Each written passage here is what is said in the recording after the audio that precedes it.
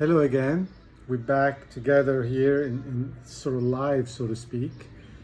Back in Larchmont, spring's in full swing. You're gonna hear all sorts of sound and noises, which is part of life here on a Sunday afternoon.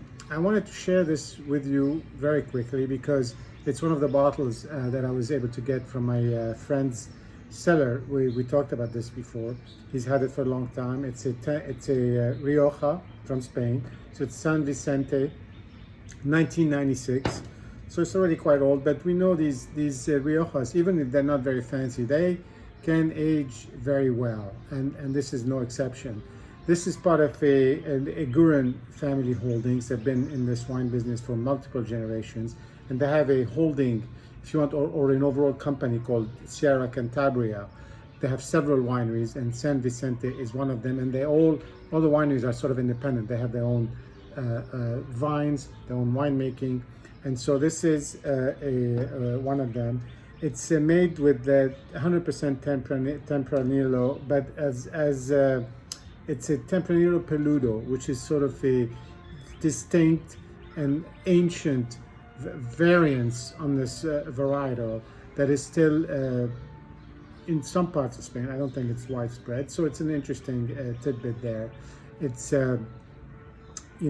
very traditional in terms of winemaking, 30-day maceration, 20-month aging in new oak.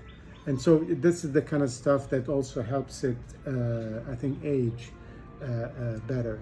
Anyway, on the color though, it's one of those things where it's starting to turn. It's starting to develop these browns, and I don't know if you can see that, and the oranges around the edges.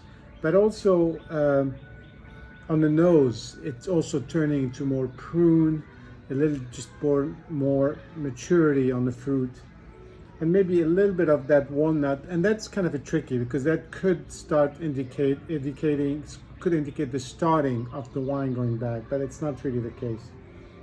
And I just find that interesting. Again, it's another flavor, it's another set of flavors, another experience.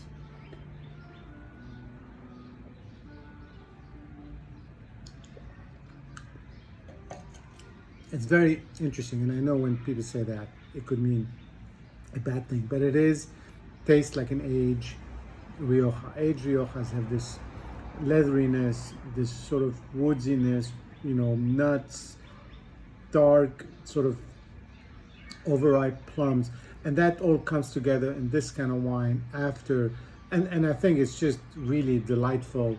It goes on its own, it goes with food. It's a good surprise for me because you never know how these wines have been stored. I think it could have been better maybe if it had been stored in a more classical way, but after almost 30 years, this is something that I'm really enjoying. Just want to share that with you. Good to see you again, and see you soon.